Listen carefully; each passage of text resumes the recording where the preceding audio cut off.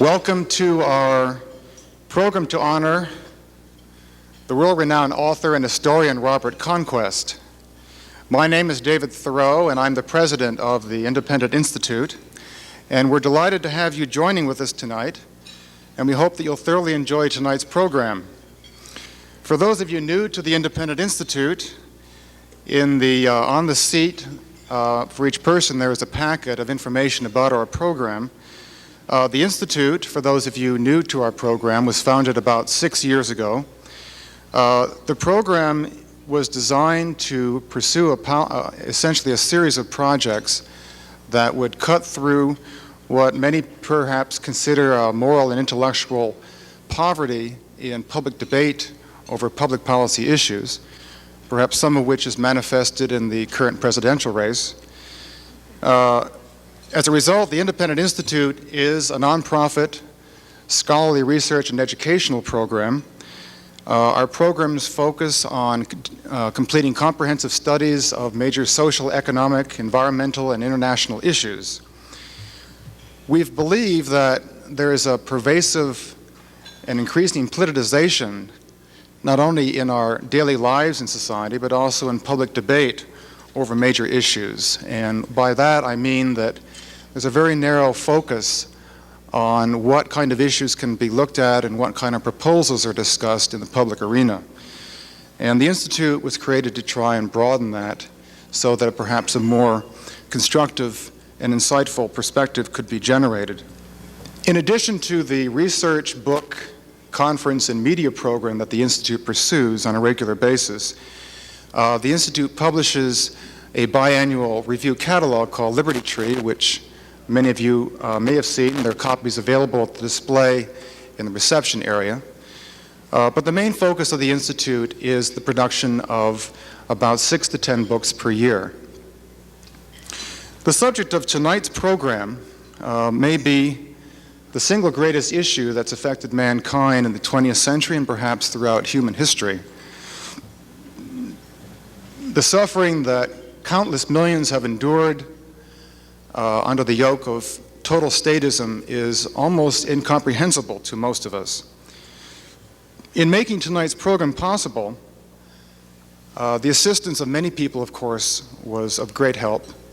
And I'd like to take this opportunity to thank many of those special people for their marvelous help. First, I would like to thank former Presidents Gerald Ford, Richard Nixon, and Ronald Reagan, as well as Prime Minister Thatcher, for kindly agreeing to serve as honorary co-chairs for the evening. The dinner committee was co-chaired by 3 distinguished business leaders who I want to sincerely thank. First of all, Tom Clausen, who's chairman of the Executive Committee of Bank America Corporation, Gerald Gidwitz, who's chairman of Helene Curtis Industries in Chicago, and Preston Martin, who's chairman and chief executive officer of Westfed Holdings. I also want to thank the many members of the dinner committee, each of whose participation made tonight's program possible. I also want to extend a special thanks to Mr. James Fair, member of the Institute's Board of Directors, who very kindly and generously provided the wine that we're enjoying tonight. John Razian, who's director of the Hoover Institution. John was very supportive of our efforts throughout in making tonight possible. Dick Burris, Admiral James Stockdale, and Martin Anderson, also at the Hoover Institution, who were each very helpful in helping us to arrange for tonight's program. John O'Sullivan, editor of National Review, who will be speaking later this evening. Charles Wick, former director of the U.S. Information Agency. Cecilia Fabos Becker, Janetta Sagan, Philip Siegelman, Chuck Warner, who's chairman of Bayshore Metals, and all the other people who very kindly and generously volunteer their time to help promote tonight's program. And most especially, I'd like to thank Teresa Snyder and the other staff members at the Independent Institute who worked tirelessly in coordinating tonight's program and helped to make sure that everything ran smoothly. At this time, I would like to introduce our head table. If each would please stand when you're introduced, and please hold your applause until the end. First of all, Mr. Tom Clausen and Mrs. Peggy Clausen. Mr. John O'Sullivan, Mr. Preston Martin, and Mrs. Genevieve Martin. Professor Aaron Wildowski, who is from the University of California, Berkeley, and Mrs. Mary Wildowski. Professor Czeslaw Milosz and his wife, Mrs. Carol Milosz. Mrs. Elena Bonner. Mrs. Mary Theroux, my wife and chairman of Garvey International. And our distinguished honoree, Dr. Robert Conquest, and his wife, Mrs. Elizabeth Conquest.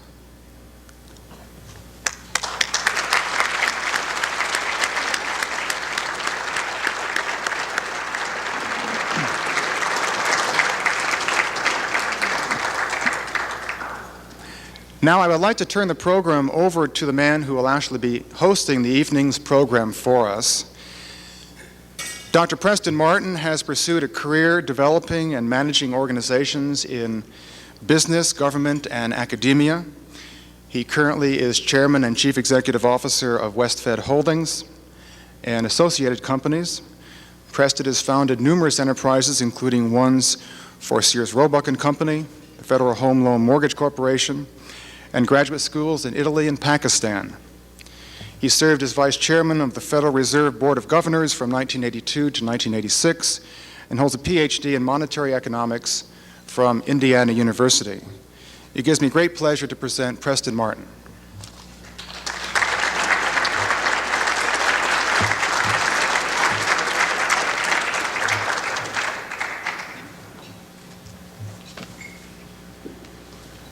Thank you, David. Ladies and gentlemen, I was told that I should refrain from addressing the ladies because of certain legal complications which might arise from that phrase, and therefore, for the men present, I cannot welcome the gentlemen. So, fellows, it's nice to have you with us tonight.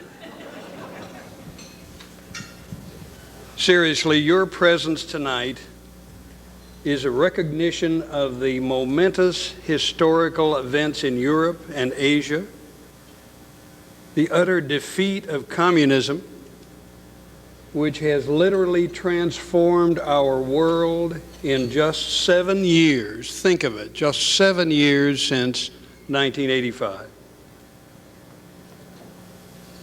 Time is the only truly scarce resource, and your presence here is a tip of the hat to a handful of scholars who contributed to worldwide awareness that the socialism in Russia and so many other countries was characterized by human horror and dictatorship, not by the proletariat, but from the nomenclatura, the bureaucrats.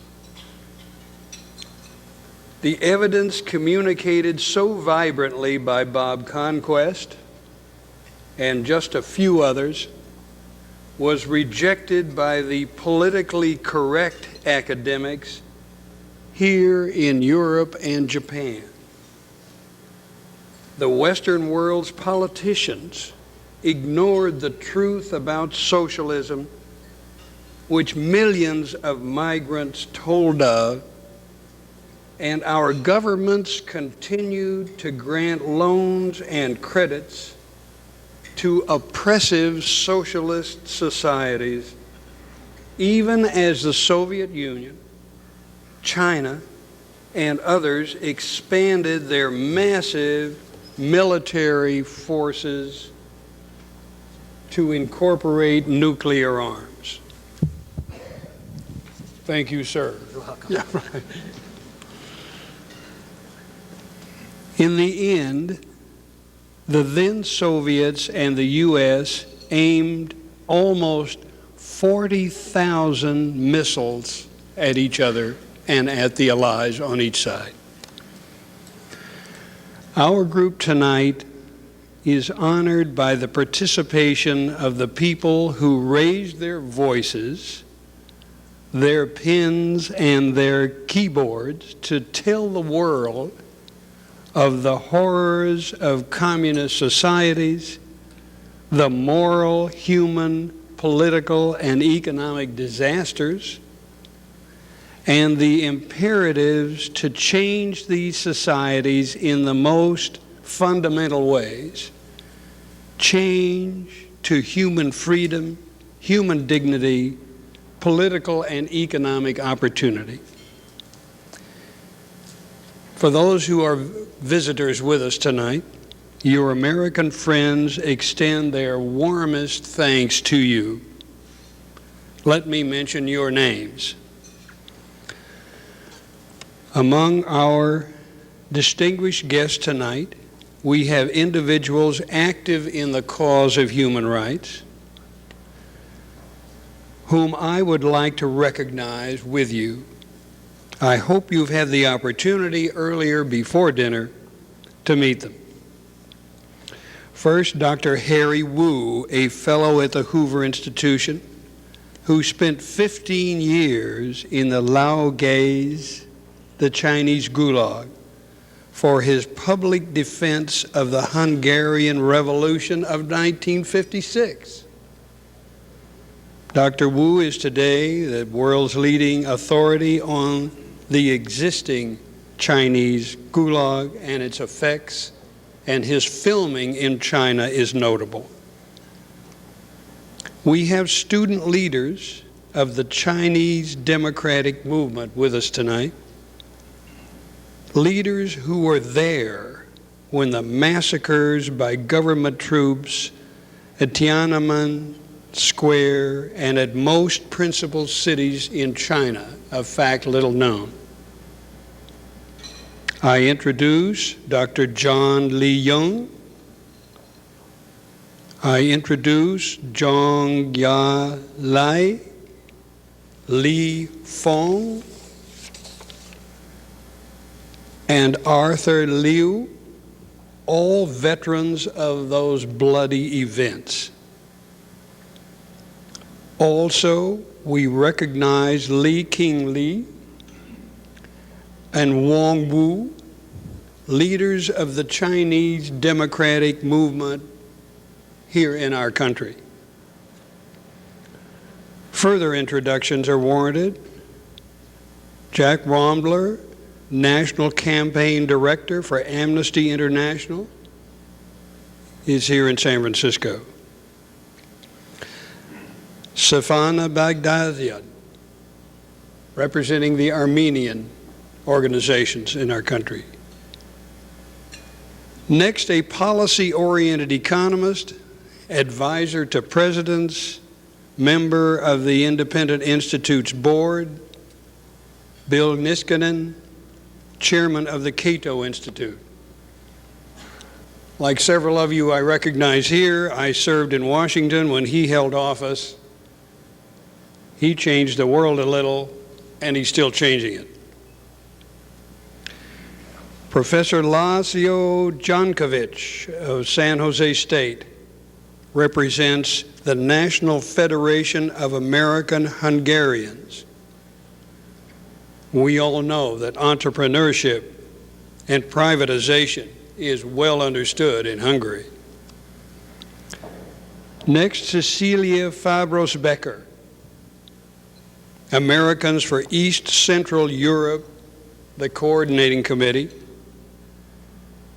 a coalition of 9 organizations representing over 2 million East European Americans. Welcome, Cecilia. Next, Vytautas Šliūpas, former chairman of the Lithuanian American Community and president of the Lithuanian Archives. How thrilled we all were, Vytautas, when Lithuania stood up to Gorbachev's military and moved the Baltic states toward independence. Next, Dr. Roland Choi Lo from the Chinese community here in the Bay Area. Genevieve and I have been to China recently and observed the real thrust toward growth in Guangdong, Fujian, and other portions of China. Again, entrepreneurship today can be spelled in Chinese characters. Unfortunately, because the distances involved and the press of busy schedules, many who had wished to be with us this evening were unable to do so. But they have sent their best wishes. I have their letters on my table there. And if I may, I would like to read just a few of their names. Relax, not their whole messages. George Herbert Walker Bush wrote us. Thank you, Mr. President. Richard Milhouse Nixon gave us a note, as did Ronald Reagan. Yes, and wait a minute, one more.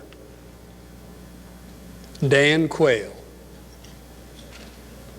Murphy Brown sent her regards and her regrets. She couldn't be here, taking care of the baby, you know, the imaginary baby. Well, we have the largest of the letters and containers thereof came from our distinguished Governor Pete Wilson. I think he's not here because he couldn't afford it. John Seymour, Senator John Seymour letter, he couldn't stop running. Fine note from my old colleague George Schultz, and my guess there is that he couldn't stop golfing, if you know George. And my partner, former Treasury Secretary Bill Simon, I think has the same affliction, golfing. And others, well, all right, I see your expressions, I'll stop.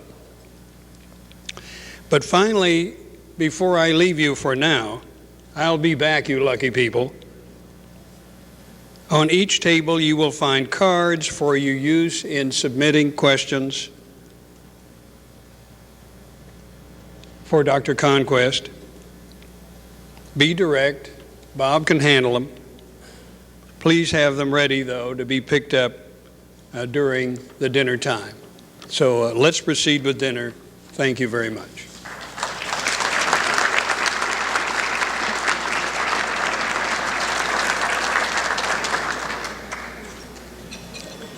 None of us can forget the stirrings in Poland so early in recent history, which characterized the rise of solidarity. I can still recall my CNN reporter daughter, Margaret Lowry, and her descriptions of Valenza and the movement which eventually swept much of the nomenclatura away there. She went on to Beirut, Cairo, and then the Gulf War for CNN. But Poland was to her and to all of us, I think, a truly historical development in the downfall of socialism. Our honoree this evening has tirelessly labeled for decades as an historian, a man of letters, as a poet. His subject has been the most horrendous story of the 20th century. Few can better discuss the significance of Dr. Conquest's work than our first speaker. Czeslaw Milosz was born in Lithuania, received his education there and in Paris.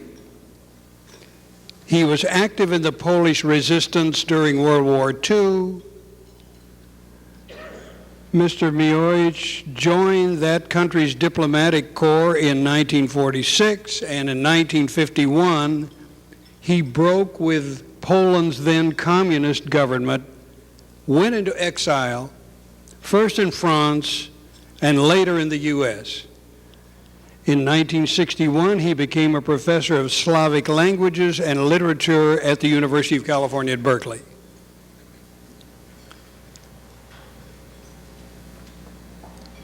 This is the author of numerous books, including The Captive Mind, a compelling assessment of the spiritual costs of Stalinism.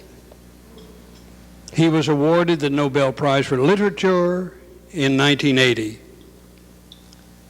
Please join me in welcoming Mr. Czeslaw Milosz. Please come forward.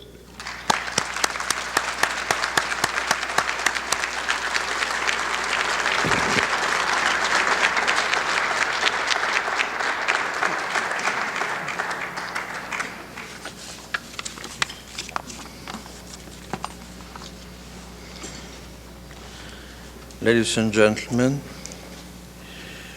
paying tribute to an exceptionally worthy man is to realize once more that there is no equality in the Republic of Arts and Letters. Its structure is strictly hierarchical. The first rate is not equal to the second rate. Daring is not equal to cowardice. Generosity of mind cannot be put on the same level as self-interest. Uncertainties that are obvious when we try to assess what is the first rate in art or writing constantly undermine the very notion of hierarchy. And yet, life brings again and again the confirmation of its existence. The achievement of Robert Conquest becomes most obvious when we view it together with the behavior of his contemporaries, writers as himself, whether they are English, American, French, or Italian. For many decades of the 20th century, the great majority of them observed certain rules which seemed to them so obvious that they became their second nature. To act against those rules would be to violate powerful taboos. Not that the existence of those taboos testified to open political choices. The choices were there, but not avowed. And the penalty for nonconformity was not political, but societal, as it entailed a loss of status in the intellectual community. I have in mind, of course, the injunction forbidding to speak the truth about the communist system in the Soviet Union.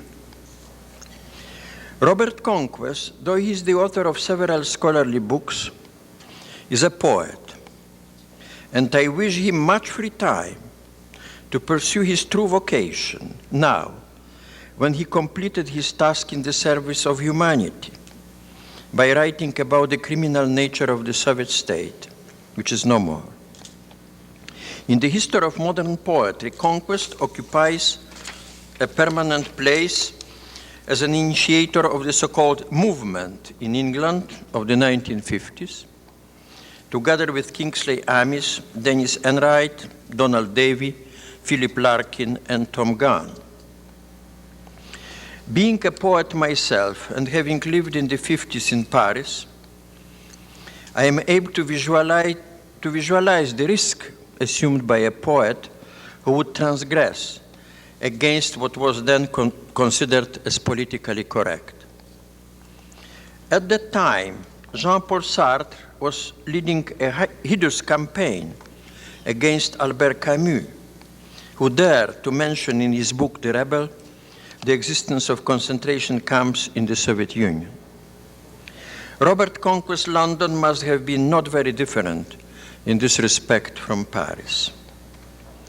And even if I cannot compare my contribution to the struggle against modern forms of slavery with Robert Conquest's voluminous oeuvre, my experience is enough to comprehend the resistance he had to overcome in order to embark upon his investigations. Honesty compels me to add that several years after World War II, owing to the peculiar political situation in Poland, I practiced a compromise with my conscience. Therefore, what I say here may be interpreted also as a homage paid by sin to virtue. Perhaps certain facts recede too fast into a merciful oblivion. The attitude of the overwhelming majority of Western literati towards the communist state ranged from open adulation to silence about such facts as mass murders, mass deportations, artificial famines, and slave labor camps.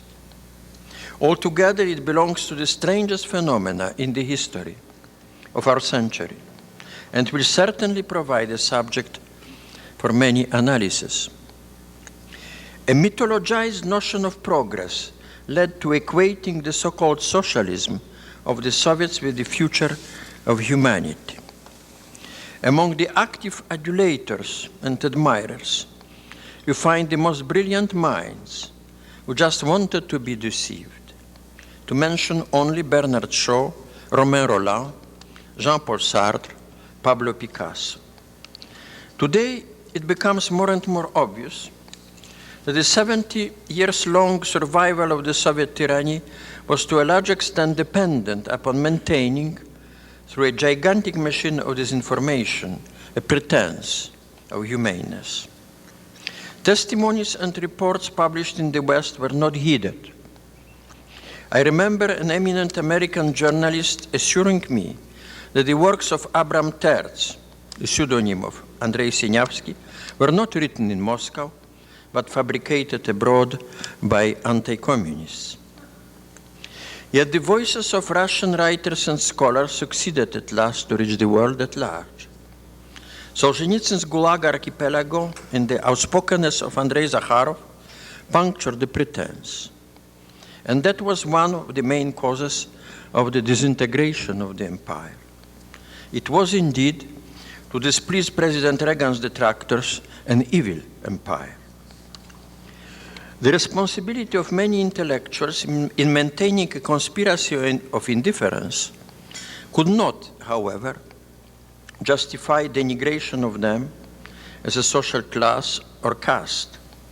For in Russia, in spite of their long subservience to the regime, they started to rebel early. And the fate of Boris Pasternak may be quoted here as an example. Also in the West, the case of Solzhenitsyn and the case of Zakharov found a tremendous response and advocacy precisely among writers and artists. Robert Conquest's books follow a discipline of scholarly investigation, yet they are not detached, as detachment in dealing with misfortune of millions of human beings would be callous. The very titles clearly indicate the contents. In 1961 already appeared his Power and Policy in USSR. In 1962, he published The Last Empire, which 30 years later proves to have been prophetic. And then follows the Pasternak affair, Russia after Khrushchev, the politics of ideas, religion in the USSR, the Soviet political system, the Great Terror, Stalin's Purge, a monumental work. National policy, today avenged by events, is treated beginning with The Last Empire in The Nation Killers, the Soviet deportations of nationalities, Kolyma, the Arctic death camps, The Harvest of Sorrow, Soviet collectivization and the terror famine, Stalin Breaker of Nations. I bypass, because of lack of time, numerous symposia edited by him, as well as his bibliography as a poet and writer of fiction, as the titles alone wouldn't say enough. People who dared, like did Robert Conquest, to wake up the world conscience were usually branded ultra-conservatives, cold warriors, etc. If that sort of activity was a privilege of the conservatives, they should be proud of their willingness to call a spade a spade. Yet among those members of the Republic of Art and Letters who were breaking the conspiracy of silence were representatives of a wide political spectrum, like George Orwell, Arthur Koestler, and my late friends, eminent Italian writers, Ignazio Silone and Nicola Chiaromonte. An honorable company, and including in it Robert Conquest, I say to myself that the high qualities of that group probably outweigh fallacies and aberrations so common among the intelligentsia. My presence here on this podium is due in large measure to the fact that I come from an area in Europe that was for a long time occupied by the Soviets. Whatever the future reserves for that area, and we are not free of apprehensions, the horrors of the police state are ended. I have tried to reach the public opinion in the West by writing about the plight of the country of my birth, Lithuania, and the country of my language, Poland, and of course, I was respectful of those not numerous colleagues whose works promoted the cause of liberation. At this moment, I have the opportunity to express to Robert Conquest my gratitude. Thank you.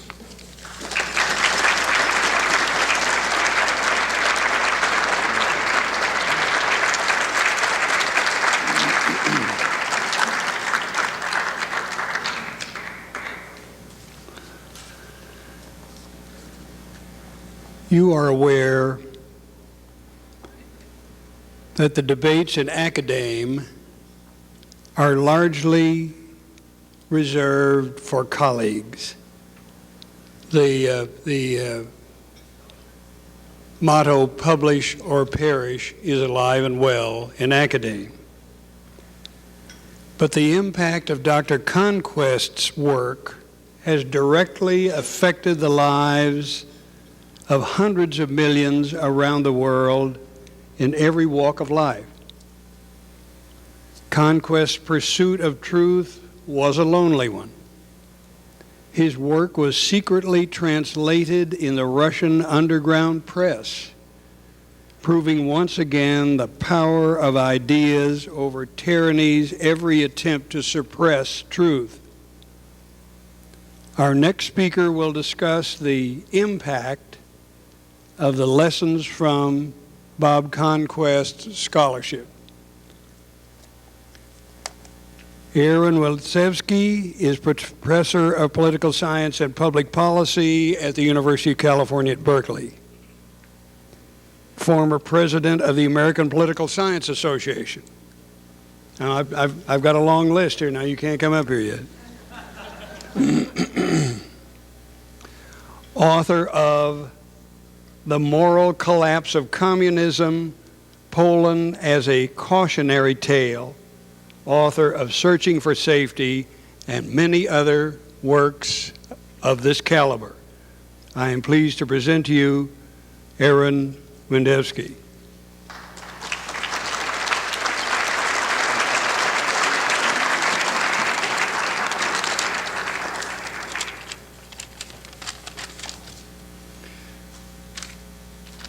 What is telling truth worth? What does it matter that against odds and hopes one spends a lifetime telling truth? In the 1970s, after several years of effort, my family got our cousin from Odessa, who had to leave everything in the world, children and family, everything she held dear behind, so she could come and visit us as a tourist. One day, we found her under the bed with a flashlight, reading Solzhenitsyn's The Gulag. with the sides of the beds closed around her. She had been a doctor in the Gulag, and she understood full well what had happened here. What does it matter for a scholar to be punished as well as applauded for telling the truth? I first heard about Robert Conquest's work not from an American or English publisher, but from a Soviet citizen in Moscow. And then, somewhat shamefacedly, I went back to my library in Berkeley and began to read this material. And so I have thought before coming here about what the significance of this work has been in the past, and even more importantly, what it signifies to us now. For this, we need a larger canvas. According to those who lived in that era, the decade or two before 1913 represented a world forever lost, a world much safer and saner than they claim anything we have known. The British peace movement claimed that rearmament was the work of the devil and that there was no evil intent in Germany.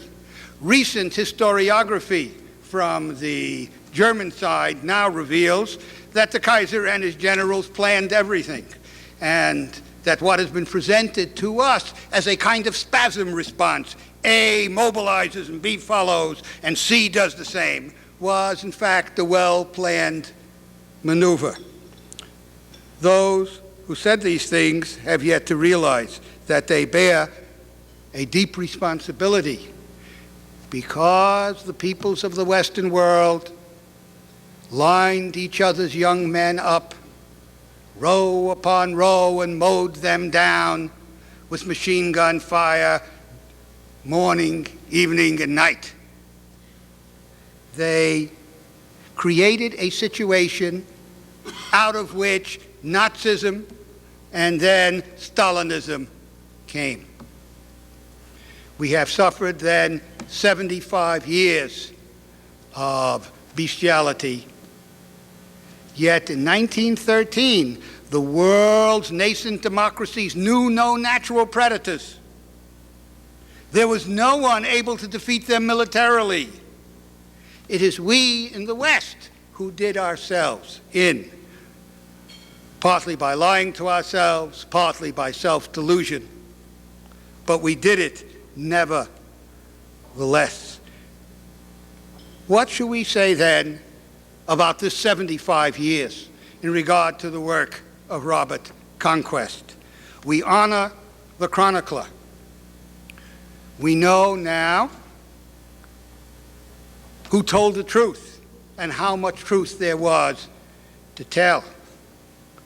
Conquest's work is remarkable in that, on the one hand, he maintains the historian's craft. If all you read was the history, you'd see fact piled upon fact, evidence upon evidence in unending profusion. He accompanies this with a sense not of blame, but of vast compassion.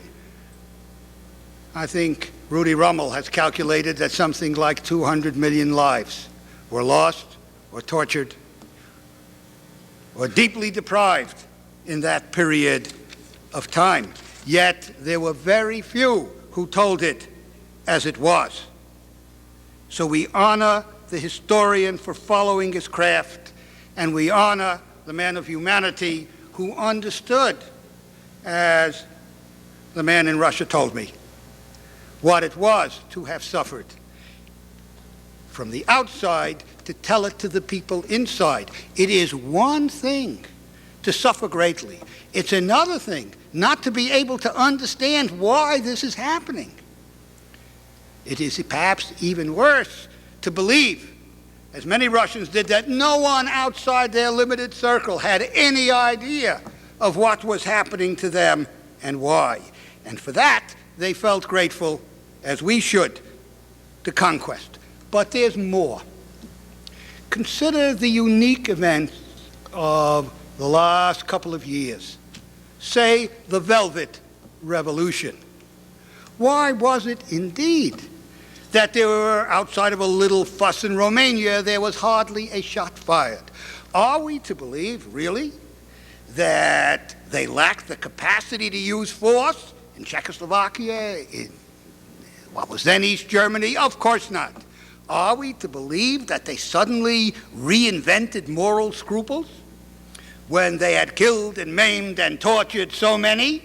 Certainly not.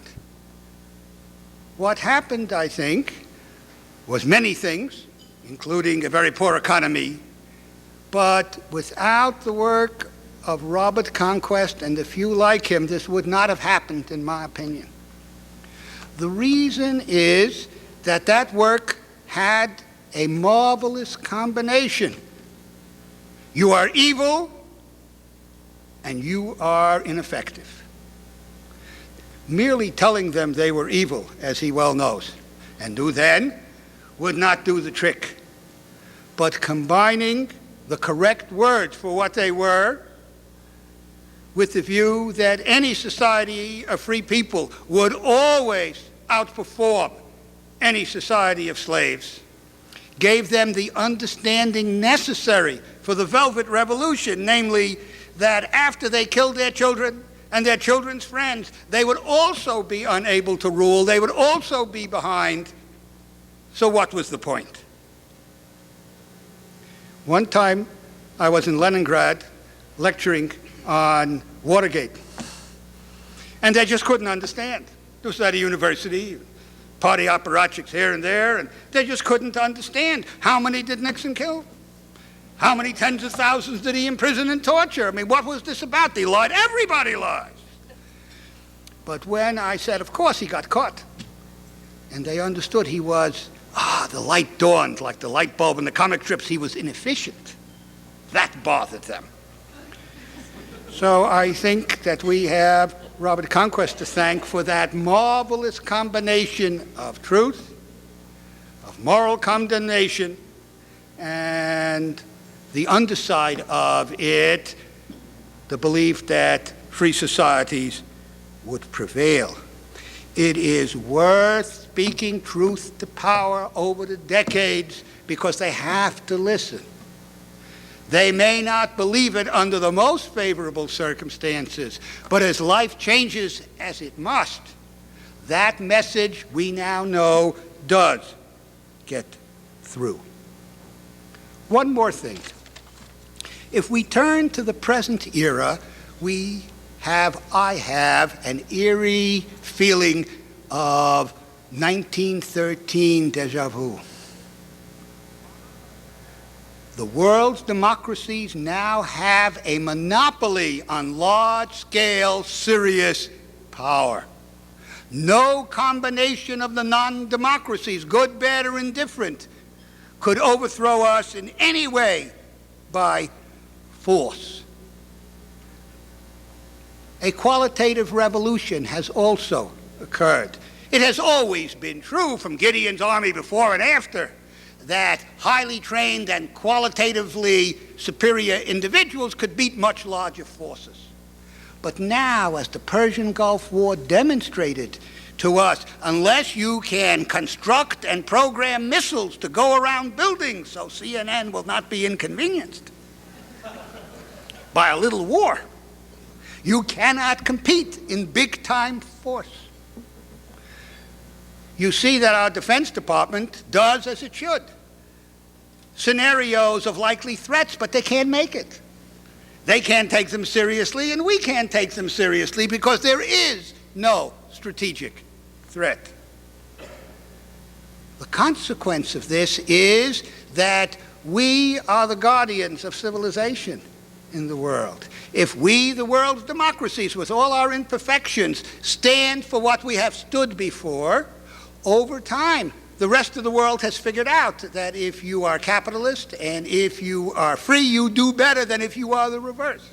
So that over time, we can expect more people to get wealthier and freer and things to get better if the world's democracies stay democratic. So what then have we learned from Conquest?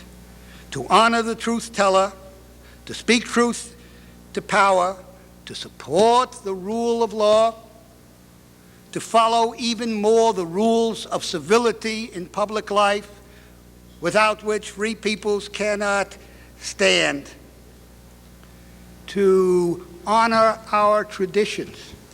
It is quite true, of course, that when you look into the history of traditions, as Conquest does in one of his most interesting books, you discover they are flawed, and they are not entirely what they are cracked up to be. I hope those of us here realize that nobody would have a friend or get married if everything had to be exactly as it was cracked up to be. The Conquest is in favor of a certain passage and story in the Bible, which I rather like as well, the story of Naboth, whose vineyard was taken from him by the machinations of the wicked king Jezebel and the worst dupe Ahab here, and who nevertheless stood out because in his religion the land and the spirit were collected, and it was against the rules of God to give up your possessions. Our possessions are not in the land, they are in liberty. And yet there are those, even now, who would have us give them up because we are somehow imperfect. That is human. The best way that I can say what I think is Robert Conquest do, because his work is meaningful for us now in the struggle to maintain democracy as it was before, is to read one of his poems, a tribute to George Orwell. And if you will join me in just changing the name, you will get the point quite well. I apologize in the name of poetry that this is legible, and you will have no trouble understanding its significance. George Orwell in arias from a love opera. Moral and mental glaciers melting slightly betray the influence of his warm intent, because he taught us what the actual meant. The vicious winter grips its prey less tightly. Not all were grateful for his help, one finds, for how they hated him who huddled with the comforts of a quick remedial myth against the cold world and their colder minds. We die of words. For touchstones he restored the real person, real event or thing, and thus we see not war but suffering as the conjunction to be most abhorred. He shared with a great world for greater ends that honesty, a curious, cunning virtue. You share with just a few, with just the few who don't desert you, a dozen writers, half a dozen friends. A moral genius and truth-seeking brings sometimes a silliness we view askance, like Darwin playing his bassoon to plants. He too had lapses, but he claimed no wings, while those who drown a truth's empiric part in dithyramb or dogma turned frenetic, than whom no writer could be less poetic, he left this lesson for all verse, all art. It may be that Mr. Conquest thinks he's going into some sort of retirement. My sense of it is that democracy needs him more now, perhaps, than before.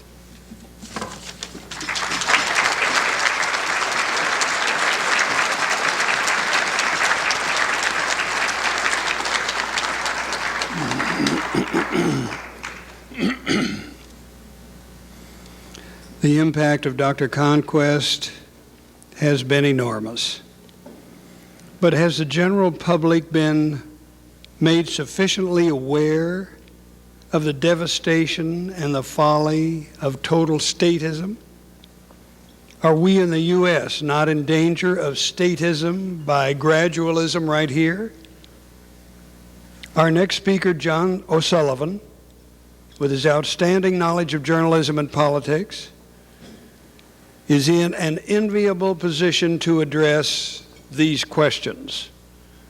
currently editor of National Review, having taken over from Bill Buckley in 1988. Think on that for a minute. Mr. O'Sullivan has been a columnist for the London Sunday Independent and the Sunday Telegraph, associate editor of the London Times, editor of Policy Review, and a fellow at the Institute of Politics at Harvard. Formerly a special advisor to Prime Minister Margaret Thatcher, who, as you know, is a sponsor of tonight's meeting. His articles have appeared in a list of publications as long as your arm, and I will not take away his time to read them all to you. Commander O'Sullivan is a trustee of the Thatcher Foundation and was made a commander of the British Empire in the 1991 New Year's Honors List. John?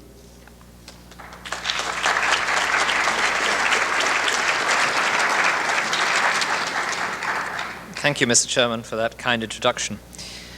It's an enormous pleasure to be asked to be here tonight and celebrate Bob Conquest's contribution to scholarship, and it's an enormous privilege, albeit a slightly daunting one, to do so in such distinguished company as Mr. Milosz, Ms. Bonner, and Professor Wildavsky. Now, in such company, one doesn't attempt to compete with them in philosophical reflection, in political analysis, in moral insight. But my qualifications for being here tonight are slightly different. The first is that I am the bearer of a message from Lady Thatcher, or as I prefer to call her, Prime Minister, that I shall read out later as a sort of climax to my short speech. The second capacity I speak in tonight is as the editor of a magazine to which Bob is a distinguished contributor. He is in fact the very best of contributors, namely someone whose copy goes directly to the printers without the slightest intervention necessary from me. Indeed, his last book contained a foreword that said, "Portions of this book appeared originally in Izvestia and National Review." We at National Review have good reason to be grateful to Bob.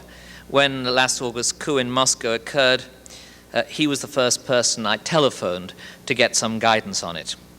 Although we put the magazine to bed at the very moment when the tanks were still rumbling towards the Russian White House, we were able to publish an interview with him that forecast the early collapse of that coup. And our editorial predictions, based entirely on his advice, were that the Soviet Union and the CPSU would shortly be a bad memory, Gorbachev discarded, and Russia restored in Boris Yeltsin's image. As an editor, I can tell you, I have to be profoundly grateful to a contributor who can enable the magazine to seem so prescient. So I was glad to be able to thank Bob tonight, and glad too that National Review has been able to repay in small part that debt with Charles Fairbank's review of his biography of Stalin. This was less a book review than an examination of Bob's entire corpus of historical and literary work. And it made the essential point that in Bob's work, scholarship is always allied to clarity and common sense. His achievement has been to bring great truths and sometimes terrible facts before the great mass of the public, not to debate minutiae in the decent obscurity of learned journals. My third credential for being here tonight is as a member of Bertarelli's Lunch Club in London. Not many of you will have heard of that, perhaps. It was a gathering of conservative writers and journalists in the 1970s, presided over by Bob and by Kingsley Amis. It was, as you might imagine, a very convivial and entertaining table, especially on those occasions when Signor Bertarelli donated a bottle of grappa. But it was more than that. At a time in the early 70s when official conservatism in England was defeatist and supine before the intellectual fads of the 60s, the Bertarelli's Club in its inebriated way, generated a stream of sharp criticism of that seedy status quo. Those criticisms covered the entire spectrum of politics, but in particular, Bob and Kingsley helped to stimulate what became known as the Black Papers on Education. Then denounced as reactionary and elitist, now accepted as having been a commonsensical corrective to the educationalist nonsense of that day. I mention that because Kingsley Amis has said, in my view rightly, that one of Bob's great gifts is his genius for light verse. And Bob often employs that gift to prosecute his political and philosophical battles. In one of those is a poem called A Grouchy Goodnight to the Academic Year, in which he took on the educational fads of that time. I'll quote simply a few lines from it. "Those teach who can't do," runs the dictum. "But for some, even that's out of reach. They can't even teach, so they've picked 'em to teach other people to teach." And it ends with, "When psychology meets education, a terrible nonsense is born," or words to that effect. Through the medium of Bob's journalism, he did much to invent and to spread the ideas that later became Mrs. Thatcher's revolution. My fourth qualification tonight is that in the mid-70s, I actually shared an apartment in London with Bob. We were both bachelors, he a temporary bachelor, I a still temporary bachelor. And among the many things I learnt from the experience of sharing that flat was his technique of inviting girls out to lunch. My own technique was to invite them out to lunch at the Ritz, which did a lot for my waistline, not much for my bank balance, and not much else either. But Bob would invite a girl round for lunch at the flat. She would arrive, he would offer her a gin and tonic, he would take her into the kitchen, he would open the fridge. In the fridge there would be a can of sardines, some baked beans, maybe a few olives, the remnants of last night's salad, and he would say, "Well, there you are. Do you think you could do anything with that?" A moment later, she'd have the apron on. Half an hour later, we'd be eating a very pleasant lunch. It always struck me the success of this technique was quite remarkable. And then I read his limerick, which went as follows: "My demands upon life are quite modest. They're just to be decently goddessed. Astarte or Isis would do in a crisis, but the best's Aphrodite unbodiced." Well, Aphrodite arrived not long afterwards from Texas, and Bob has been very decently goddessed ever since. I can say that as someone who's often eaten at their table, that I'm jolly glad she doesn't like sardines. Now, let me now return to my first qualification.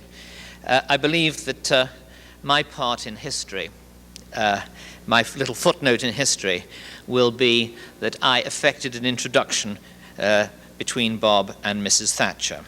He began giving her advice on the spot and has continued to do so to the present day. Now, I believe that Mrs. Thatcher's instincts on foreign policy were always sound and would always have taken her in the right direction. But she didn't have the experience or the knowledge or the background in that area, and she knew it. And she knew that around her there weren't many people who would give her the right kind of advice. And when she found someone like Bob who was giving the right kind of advice, she accepted it, and I believe it has materially contributed to the events of the last 15 years. Not perhaps as much as his scholarship, but certainly to a considerable extent. And she asked me tonight to read the following message to you and to him. "I was delighted to be asked to be co-chairman of your dinner, and I'm only sorry that I cannot be present with you tonight. When the history of the West's victory in the Cold War comes to be written, a special place will go to Robert Conquest. His scholarship and eloquence have always been put to the service of a remorseless search for truth. Truth about Stalin's terror. Truth about the evil system which generated it, along with so much other suffering. Truth about the dangerous delusions so long entertained by so many in the West about the nature and intentions of the enemy. Long before I became Prime Minister, I listened and benefited from Bob Conquest's wise advice. And during the years when I sought to strengthen the West's resolve in support of President Reagan's strategy for freedom, I always knew I could draw on Bob Conquest's masterly analysis. Now, as we struggle to rescue the newly liberated nations, and most decisively the Russian nation, from the wreckage of communism, Bob Conquest's vast knowledge and deep understanding will be needed even more. No one values the Anglo-American relationship more than I do, and no one, I think, has a higher regard for Robert Conquest. So I take special pleasure in honoring this very English Englishman who has made his home in the United States and who has done so much for both our countries, for the West, and above all, for that cause to which he has always held, the truth. That's Mrs. Thatcher's message.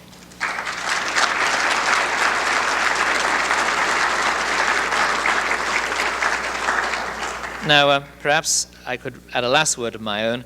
As you've heard from the other speakers, Bob's range of interest is quite phenomenal: novelist, literary critic, poet, science fiction writer, as well, of course, as the more familiar roles of historian and poet. I like to think that one of his the best examples of all of his genius as a light verse writer and as a historian came together in a little limerick that goes as follows. There was an old Marxist called Lenin who did 1 or 2 million men in. That's a lot to have done in, but where he did 1 in, that Marxist called Stalin did 10 in.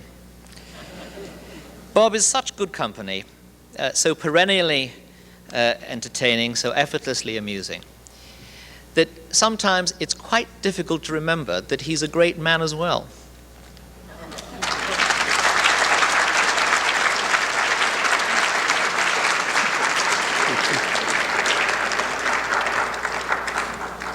Thank you, John. We're particularly honored by the presence of our next guest. You may know her as the wife of Andrei Sakharov, the famous Soviet physicist, dissident, Nobel Prize winner for peace. Elena Bonner is with her tonight. She is in herself a powerful embodiment of the basic human need for freedom. She and her husband struggled together, nearly alone for all those years, exiled from Moscow at times, struggling against the might of the KGB and the Communist Party to bring the plight of the Soviet people to the attention and the awareness of the world. Today, she remains in the forefront of humanitarian work and matters.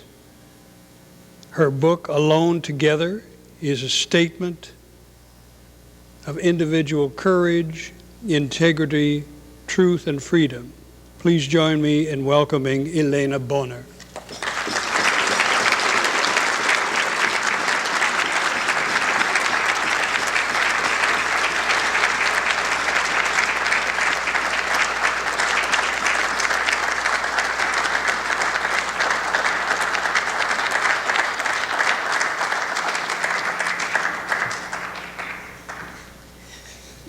Excuse me, I not have English, my English very badly, and my friend Galina Dasenko will be translate me. Excuse me, this is an apology to all Russian-speaking audience people in the audience, because I'm an old friend but hardly a translator, and I have not seen the copy, so bear with me. Ничего, она хорошо переведет, я надеюсь. She hopes I will do a good job. Can't hear me? Oh. Okay, she says she hopes I will do a good job. Go ahead. Если меня сейчас спросить, когда я познакомилась с Робертом Конквестом, не смогу ответить на этот вопрос. If someone asked me when I first met Robert Conquest, at this time, I'm afraid that I can't give an exact date. Дело не в личной встрече, потому что знакомство началось гораздо раньше с книг. This is not a question of a personal contact, but because I have heard from him or learned of him from his writings. И книги Конквеста, особенно «Великий террор», были особыми не потому, что они приходили тайком из-за границы, а потому что они имели особое глубинное содержание. Mr. Conquest's books were not only important because they came from the West, but also for their great understanding and depth in describing the events. Читая книги Конквеста и других западных и американских авторов, мы очень четко понимали, что свободная Америка тоже не свободна. From reading books of Conquest and other writers in the West, we in the Soviet Union understood that America too is not free.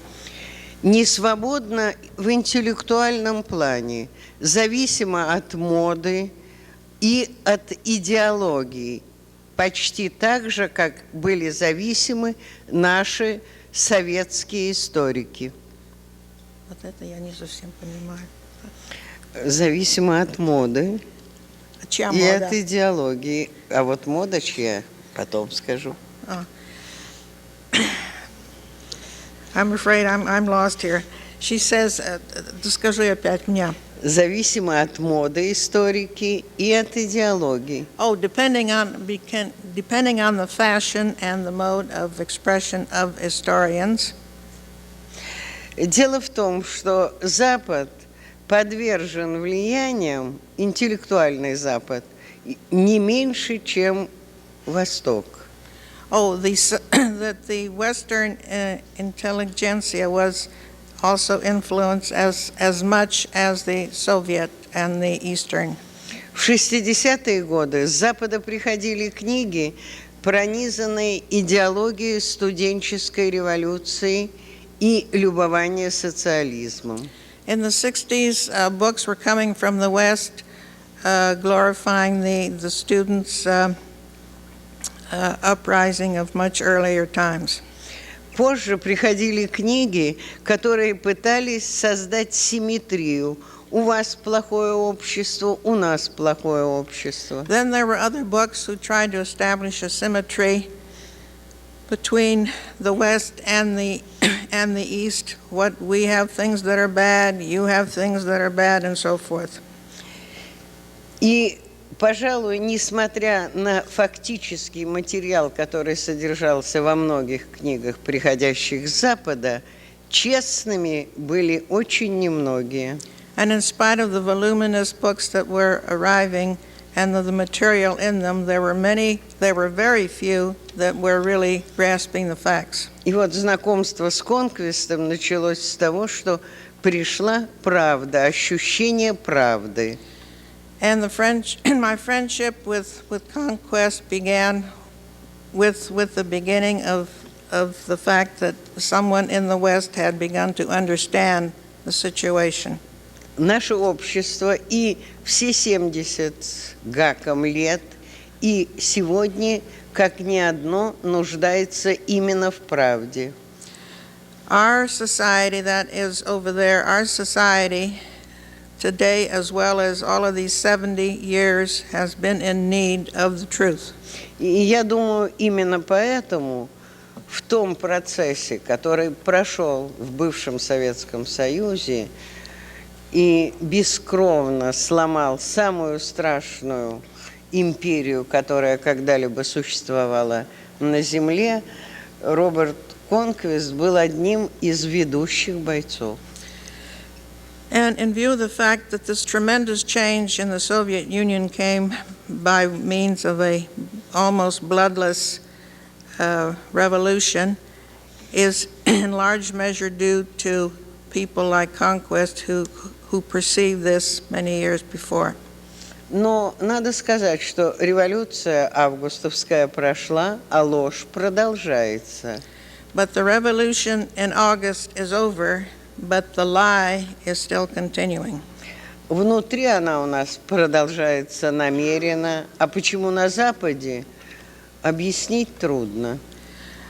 In our country, it is a premeditated thing, but why it persists in the West is hard to explain.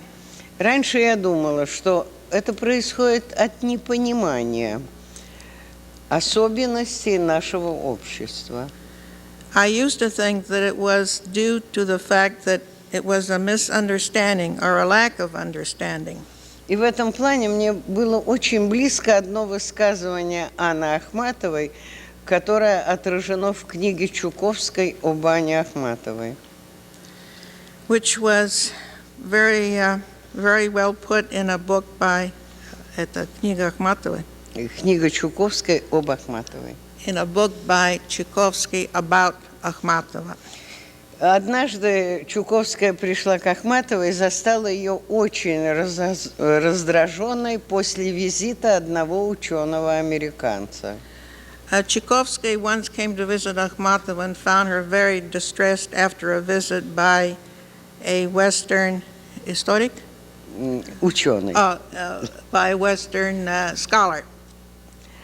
Я не знаю, историк или нет, но я думаю, или историк, или филолог, потому что... Either a historian or a philologist.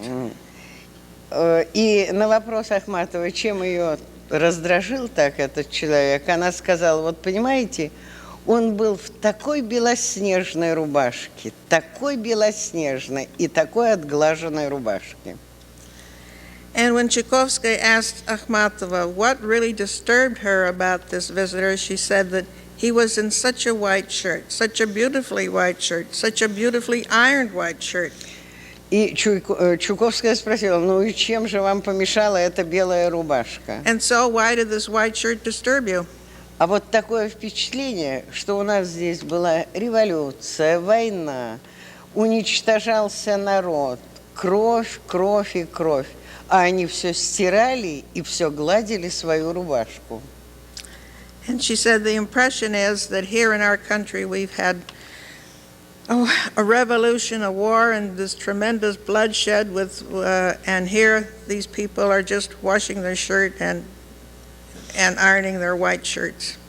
Теперь я думаю, что ложь существует не от непонимания. Now I think the lie exists not from a misunderstanding or lack of understanding, А временами от нежелания Запада, вернее его политических деятелей, следовать тем демократическим принципам, которые провозгласили их народы. but I think it's a lack of desire or wish upon the Western scholars to Демократические принципы. to stick to their democratic principles, which were fostered by their country. История последних лет, история эпохи перестройки все время подтверждает это. The years, these recent years and the years of the perestroika just confirm this. Возьмите историю с независимостью прибалтийских стран. Well, if you take the business of the fight for freedom in the Baltics, for Запад их independence, готов был признать только в случае, если их признает разваливающийся центр. that the West would recognize them only if the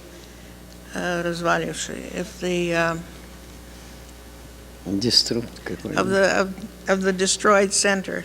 I apologize for that. Возьмите югославскую трагедию. Она развязалась ведь только потому, что Запад вовремя не захотел признать право на независимость народов Хорватии, Словении, а потом и других республик. Take the terrible situation in Yugoslavia, which has taken place because the West didn't in time take steps to recognize the independence of people in Croatia and Словакия. Slovakia.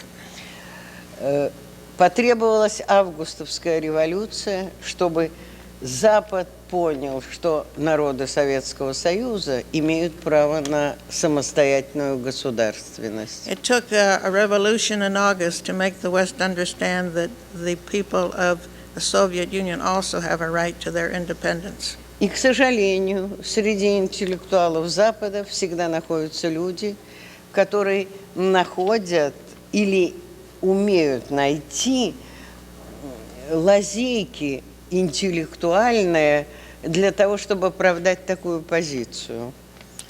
And unfortunately, there are intellectuals who manage to find excuses or logic of their own to support this kind of situation. Сегодня в бывшем Советском Союзе 3 очага войны, 3 кровавых места на земле. Приднестровье, Осетия, Карабах. Now there are three bloody. There are 3 spots in Russia, in the former Soviet Union, which are now in a bloody conflict: the Ossetia, Приднестровье, Карабах. Приднестровье, and Karabakh. Приднестровье это как Днестр. Yeah, that's it's Moldavia. Yeah, Да. that's Moldavia. Да. И вот за что мне хочется сегодня поблагодарить от многих людей, которые знают Роберта в нашей стране и читают его книги, за интеллектуальную смелость, за то, что он никогда не подменял правду лазейками для следования общим взглядом, наиболее выгодным в какой-то момент взглядом. That's a handful.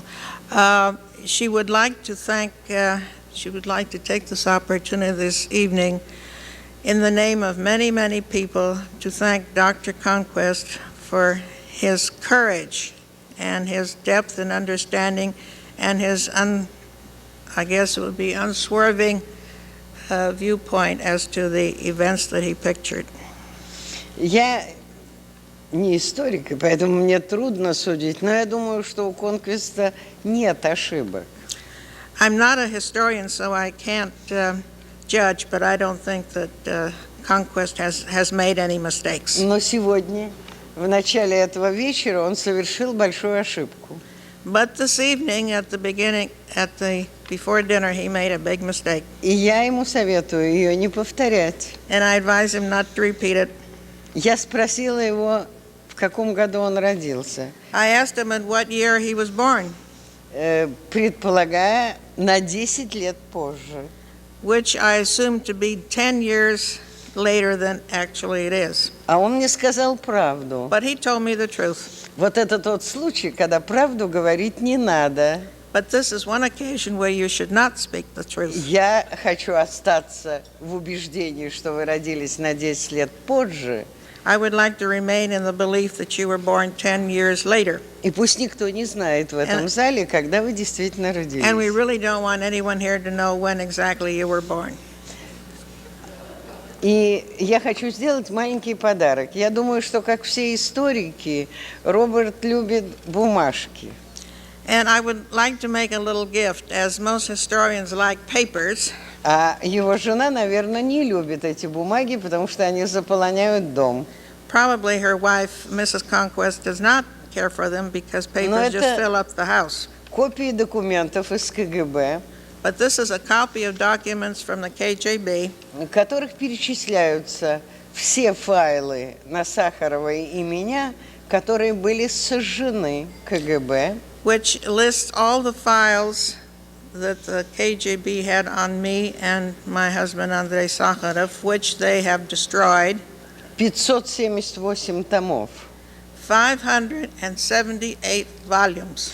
И этот документ доказывает, что историю подделывали не только все 70 лет. And this shows that history was not falsified only for Но и 70 весь years, период перестройки. И я опасаюсь, что подделывают и сейчас. but also during the years of perestroika, and I'm afraid that this falsification is still going on now. Потому что эти файлы сожжены в 1989 году. Because these files were destroyed in 1989. Доброго здоровья, Роберт. She says, good health to you.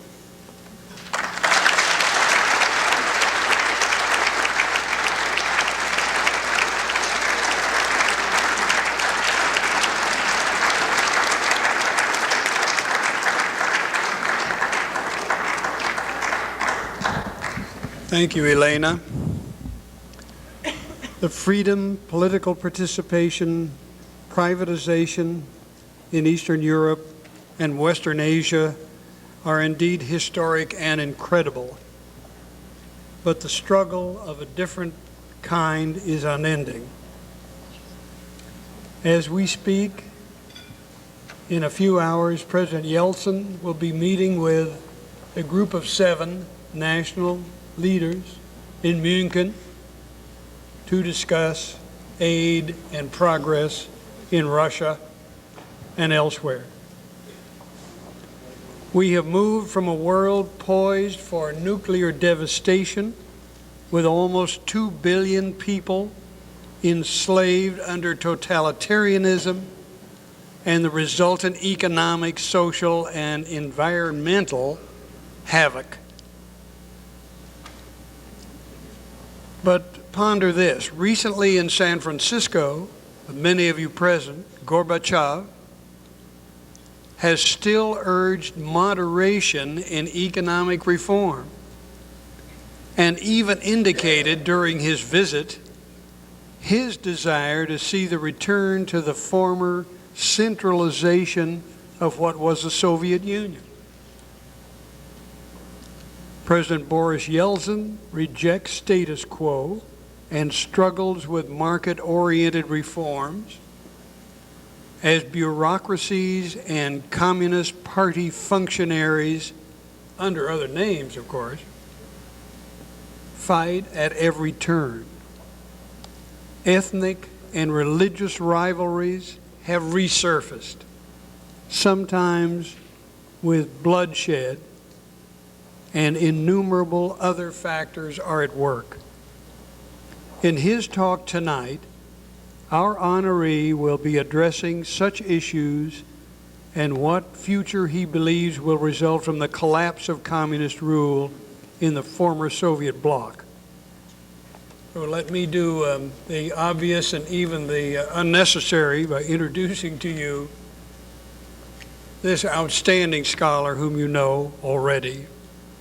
Robert Conquest was born in Malvern, England, educated at Winchester College, the University of Grenoble, and Oxford, where he received his MA and Doctor of Literature. During World War II, Conquest served with the Oxfordshire and Buckinghamshire Light Infantry. He also served under Soviet command against the Nazis in Bulgaria. After the war, as you already have been told tonight, he joined the British Foreign Service, had postings in Bulgaria and New York at the United Nations. Bob Conquest has pursued a full-time scholarly career for the last 35 years. Books, all of which you know, 17 or 18 books, including The Great Terror, The Harvest of Sorrow. He's held positions at the London School of Economics, at Columbia University, Woodrow Wilson International Center. Now we have him here in California. He's a senior research fellow and a scholar curator of the very well-known, very extensive Russian and East European collection at the Hoover Institution. Adjunct fellow of the CSIS in Washington and the advisory board of Freedom House in New York.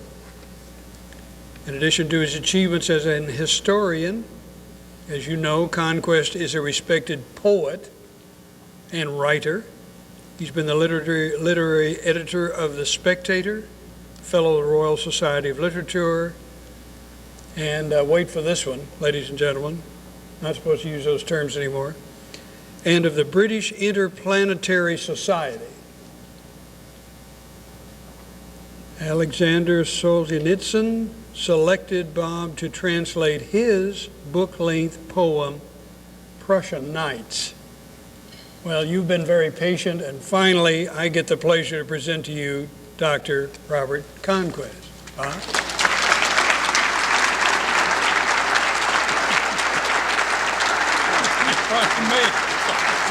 This is all you.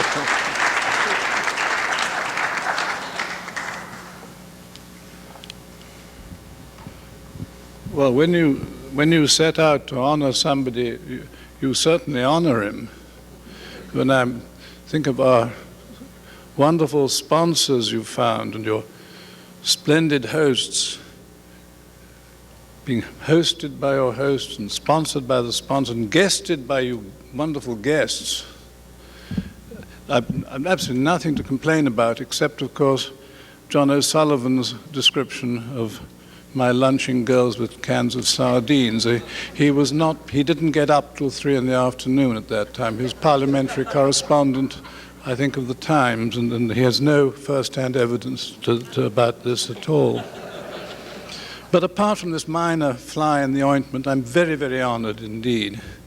And there's very little to say which hasn't been said much better by the wonderful speakers who've come before me, by Czeslaw Milosz and Dr. Wildavsky and Elena Bonner and, I suppose, John O'Sullivan in a smaller way.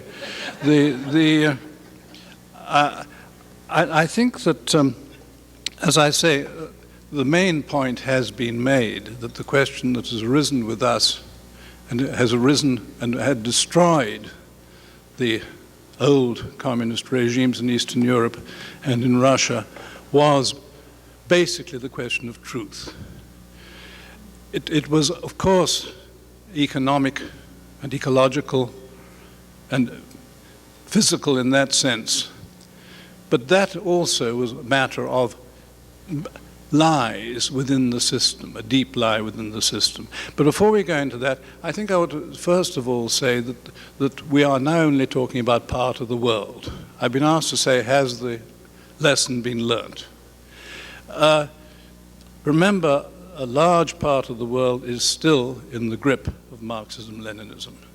China, as we've been reminded, and Vietnam, and North Korea, that the struggle is not yet over. That is not the area I've been concerned with, but we must never forget it. And this implies a further intellectual and moral effort by the West. Now, in Russia and the other republics of Eastern Europe, as I say, we know the physical, the economic disasters. But one of the reasons was, for half a century, the whole system had one of its main characteristics was falsification on an enormous scale. I mean, history was falsified, production figures were falsified. They're even only now telling us what really happened in the 1930s, whereas often in the West even you got huge figures of industrial production increase, and now they say they didn't happen. The census results were faked. Everything was faked. But even more demoralizing, I think the whole sphere of thought was controlled and distorted. The inhuman and continuous pressures of the state demanded that all minds should accept what was actually a fantasy. This was incredibly hard for the Russians and for everybody, and worse in Russia and the Soviet republics than in Eastern Europe, because it went on longer. And the struggle against this monster was, I say, a struggle for truth. It was a struggle against terror and oppression, but it was a struggle more against lies. And a handful of voices, some in the West, which is easy, somebody used the word courageous of us, it wasn't at all courageous. The courage was in the Eastern Bloc. The West, our books were published in underground editions. The Western message went over the splendid Radio Free Europe and the other Western radios, but a great deal of what counted was done by the people we think of, like Andrei Sakharov, and a few thousand, a very few thousand dissidents in these countries. They were fighting against an enormous machinery of lies and indoctrination, of vast millions of pages every day, millions of hours on the radio, everything in the schoolrooms, everything was telling lies. And these few thousand, and helped to some extent from the West, brought down this frightful Goliath. It bit the dust after this long struggle. And that has been the lesson, I think that our previous speakers have made that fairly clear, of Eastern Europe. And another point I think hasn't been made is the only people who were able to go on believing these lies, the falsehood behind the whole regime, were very stupid and abject. Something has been written about how very third-rate and nasty and treacherous and mean and lying the second level of the rulership, of the apparat, of the privilegencia were. This is something you can't put into political science very easily. But it was so unpleasant that there are books which say this, and of course the fate of Andrei Sakharov and Elena Bonner, every detail of their persecution shows this awful level, this impenetrable level. And so after last year's incompetent coup d'etat, I was told by one Russian, we were in Russia a month later, we've been ruled by morons for 30 years, this is the first time it's paid off. And it was. Now, has the lesson been learnt? Of course, Russia is going through, and the other countries of the East Bloc are going through a terrible period economically. They've got to readjust. They've been ground into the dust by the previous system. They have a hard time ahead. You may well say they don't yet understand the market system, but they know the previous system was no good. They may not know quite what they want, but they know what they don't want. It's quite noticeable that the conspirators in August, their manifesto to the Soviet and Russian peoples didn't mention Marxism or socialism at all. Even they didn't dare suggest they wanted to return to the system. They did, of course, they didn't dare say so. They spoke simply of restoring order and reviving the old frontiers. I think the contempt and hatred felt for the doctrines which ruined the country is very powerful. Incidentally, it's now wholly accepted, I've been at conferences at their foreign ministry, that the Cold War was a campaign by Stalin and his successors against the West, against the East European countries, and against the Soviet peoples, the peoples of the Soviet Union, and that the West was not in any way to blame. The blame entirely attaches to them. That is commoner to meet in even official circles in Russia, I'm afraid, than it is in the West. But now, I think the basic point is that what Russia went through, and what Ethiopia, for example, has gone through, was not the result of some sort of natural change or even bandits or crooks or bad people as such. It was due to an idea, to the Marxist-Leninist idea.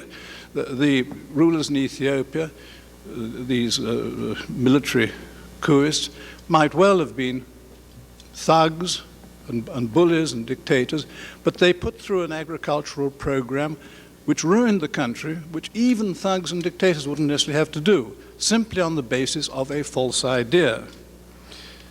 I think the first, it's worth thinking what these ideas are like and how they worked out. First of all, I think they thought that they'd found a rigorous and scientific understanding of human society. They thought that was possible and that they'd achieved it. Secondly, they thought that the human society was governed entirely by unappeasable struggle. Whom? Lenin's slogan. Everything, every single transaction is a fight, and someone wins and someone doesn't. And then, of course, human beings had to be found who would accept such a dogma without any serious consideration. Well, let's turn to the West. Think in those terms, those points. What has been learnt, I think, as I say in a general way, in the Soviet Union, the lesson has been learnt. Is this quite true in the West? I mean, there are people who will say, quite truly, like Francis Fukuyama, that the market idea, the democratic idea, has triumphed. Well, yes, but if you look around the West, I do find the mere existence of the USSR, as I think Elena Bonner pointed out, distorted the way in which many people thought about history and society and economy over here. A lot of the West's elite were deluded, as has been pointed out. The minds open to reality, like Professor Wildavsky's, were not dominant. And one reason was factiousness.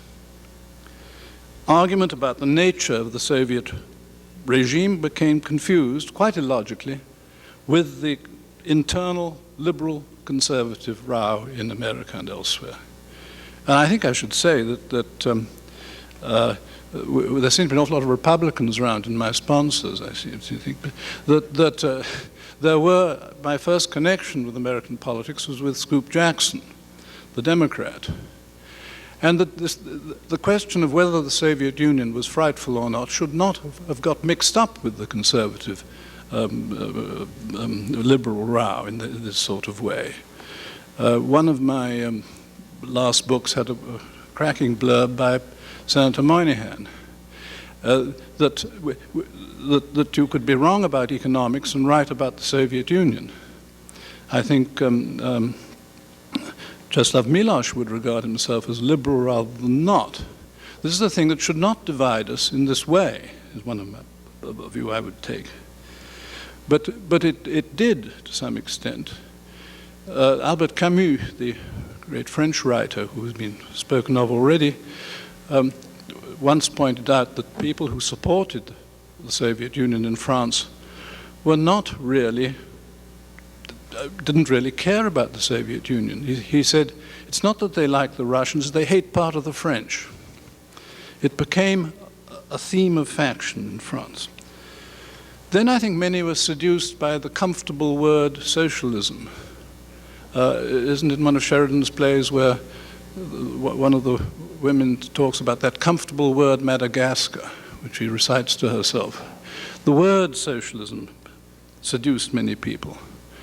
Nadezhda Mandelstam, the widow of the poet killed by Stalin, says that the word revolution spoilt a whole generation of Russian intellectuals. I think the word socialism spoiled a generation, or helped to spoil a generation of Western intellectuals. Not so much in their policies, but in their views of what was going on outside the country. Of course, someone has mentioned, and indeed your institute is particularly concerned with bureaucracy. I don't want to talk about bureaucracy as such, which is a subject which you speak of a great deal, but that, of course, was one of the lessons of the Soviet Union, is that a pullulating bureaucracy is not a very socially pleasant or effective machine. I think that it's easy enough to say that this lesson has not been learnt adequately, and you can look around from Detroit to Brussels for examples of what I mean. I think another thing is sheer parochialism played a part in misunderstanding the Soviet Union. No one could believe that a regime could kill millions of its inhabitants. I mean, I've spoken to academics who would not believe that Stalin killed 5 or 6 million peasants in the 30s. Why not? Oh, it's economically counterproductive. Well, yes, but I mean, Tamerlane built a pyramid of 70,000 skulls outside Isfahan. Why did he do that? It obviously affected the workforce. They don't know any history. They don't have any idea of the bad motives. That couldn't be done in the University of Northwest Oklahoma, so it can't be done in Isfahan or the Ukraine. Then I think there's another point which is still with us, unfortunately, and that is political science in its abstract mode. Political science has treated the USSR as simply another state, not much different from any other state, be analyzed by the same methods. We're actually told that academic objectivity means one should not be, quote, judgmental, because that's very unobjective, being judgmental. You say, well, he killed millions of people.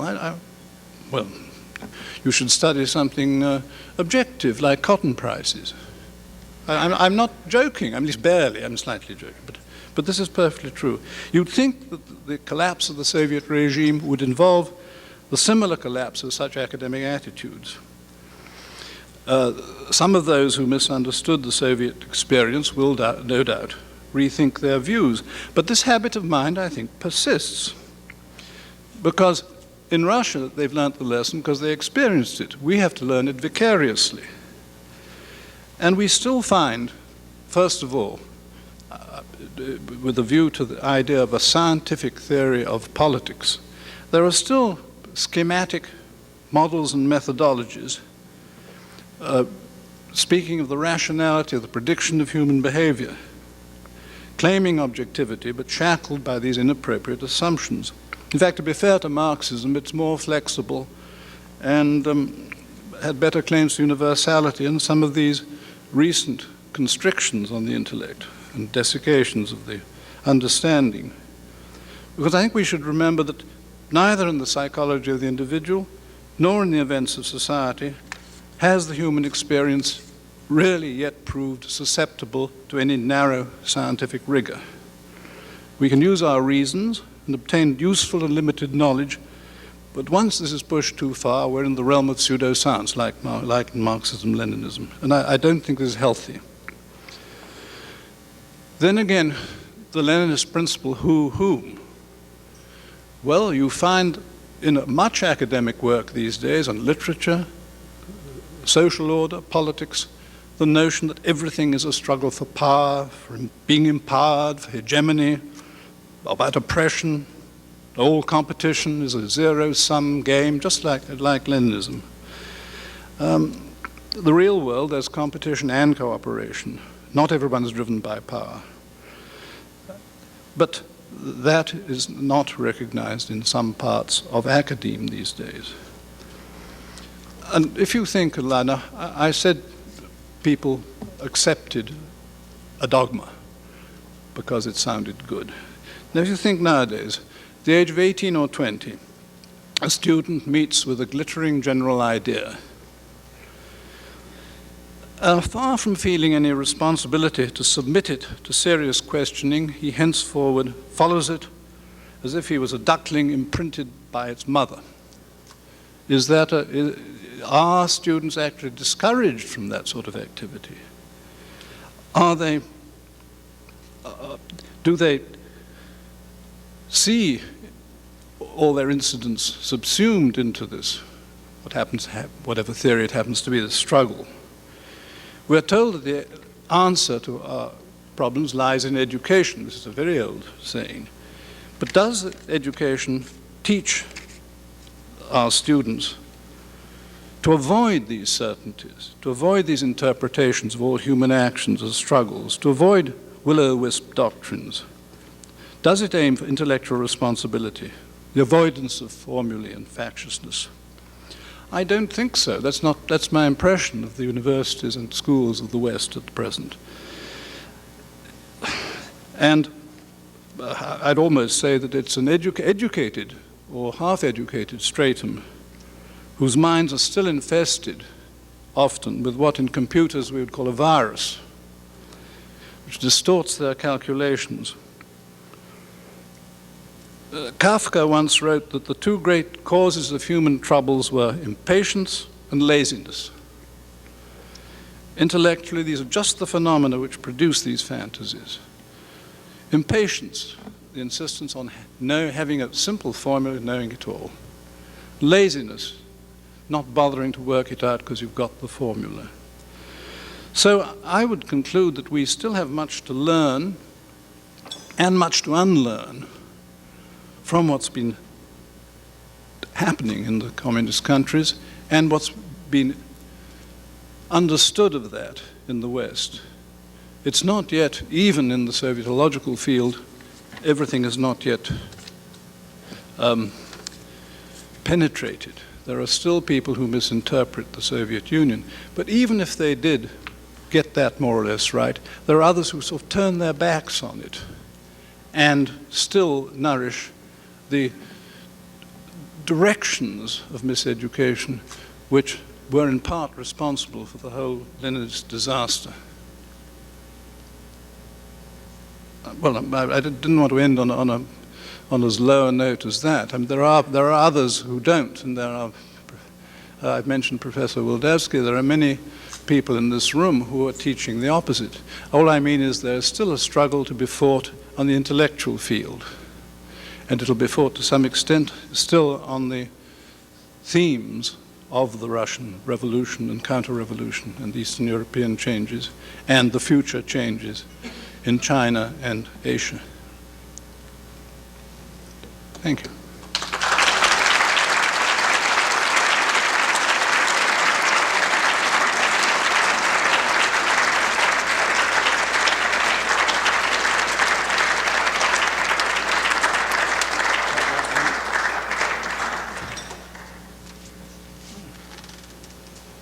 Thank you very much. Thank you very much, Dr. Conquest. We have been all recognizing your almost unique contribution to the thinking of the civilized world and the truth about the terrors of communism. It is our pleasure now to present to you the Alix de Tocqueville Memorial Award.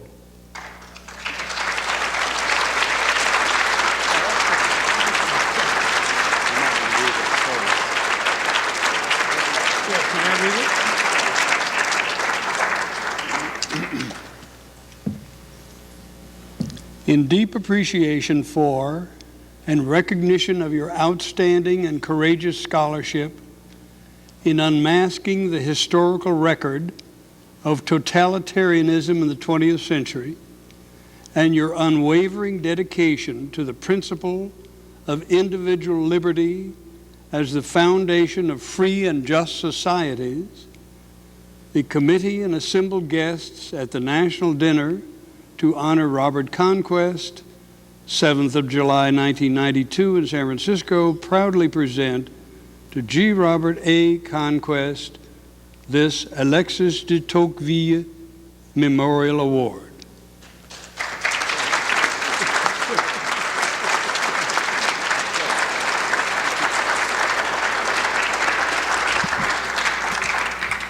If I could also ask Dr. Wu, Harry Wu, to come up. Dr. Wu also has a presentation he would like to make.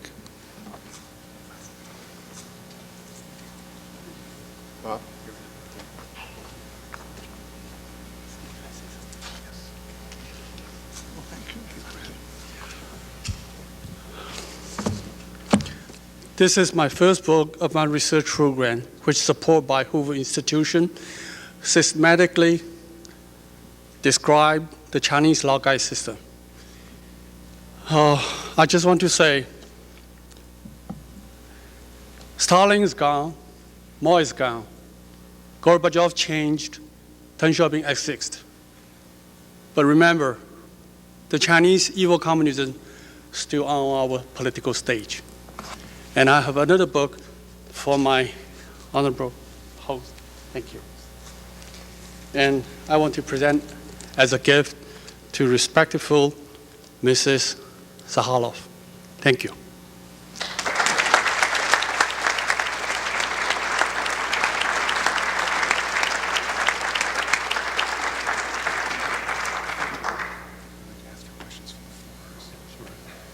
Bob, if you'd stay just a moment, let us see if there are questions from the floor. We know the hour is late, but if you have a question, here's your opportunity. Are there any? Well, my copy of the Communist Manifesto has in it revolver prize money, Bisley 1937, I think. So I'm a keen, or was a keen revolver shot. I don't know that it has much bearing on the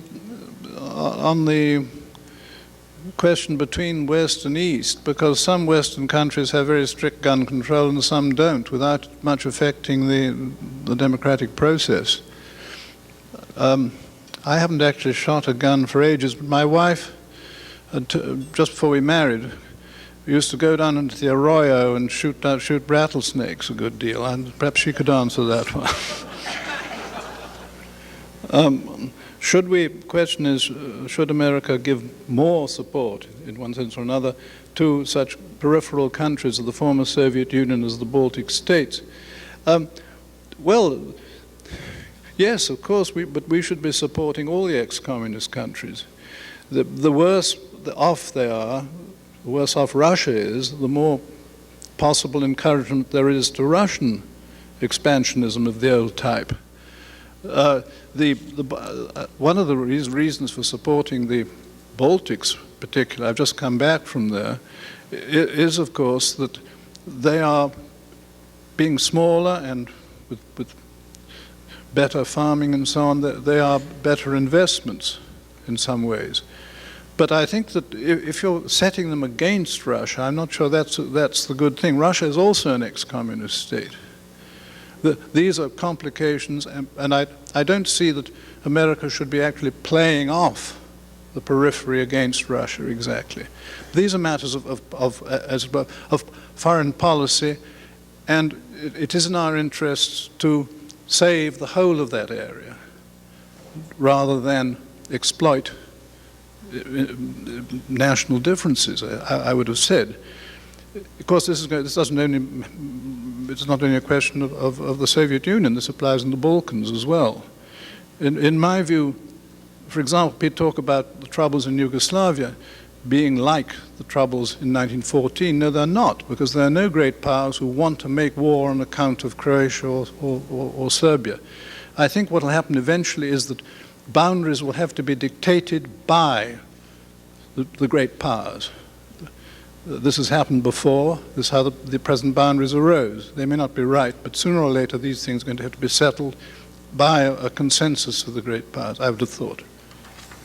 Sorry. If you were Amnesty International, where would you direct your attention now? If I were Amnesty International, well, I suppose the China, North Korea seems to be the worst offender against human rights at present. But of course that's always raised the problem that it's the countries which behave worst, which on the whole are able to keep their offenses secret. I mean, Stalin was far more popular in the West than Brezhnev was, because he was able either to keep his activities secret or else put out an alternative story, whereas Brezhnev wasn't able to keep his actions secret. But Stalin was far worse than Brezhnev.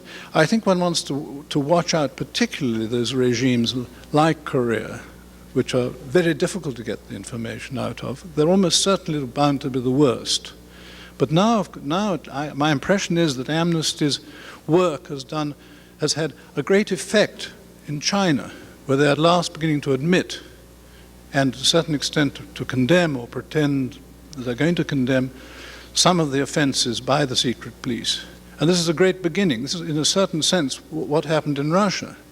They started to admit that things weren't perfect, that they were oppressing some people, and then they said, oh no, it wasn't as bad as all that. But once they start admitting it, you are winning. And I think that you've done extremely well on China, and that the beginnings are perhaps, this is perhaps going to justify the work on China that's been done by you and other people, which is, of course, has nothing to do with my side of things, but I strongly welcome that type of stuff. Well, this is really the same question. Please comment on your predictions on mainland China and North Korea. I don't really have predictions. I once wrote a general book about world history and world politics with 2 points in the preface. I said, I don't understand China was one of them. And for me to predict anything about China would be very difficult. But it does seem, speaking very amateurishly, that the beginnings are taking place of the evolution and, with luck, the democratic revolution. It does remind me of Russia about 7 years ago. There are obvious great differences. But with North Korea and the other, and Vietnam, there's still so much difficulty in knowing what's going on that it'd be very difficult to predict, even if you're somebody like me who doesn't like predicting. I think prediction in human history is very shaky. What happened in Russia was in detail depended on all sorts of accidents, the way it happened. If Yeltsin had dropped dead of a heart attack just before the attack by the tanks on the White House, who knows what would have happened exactly? I mean, there are a lot of things depended on odd individuals, how they happened to feel.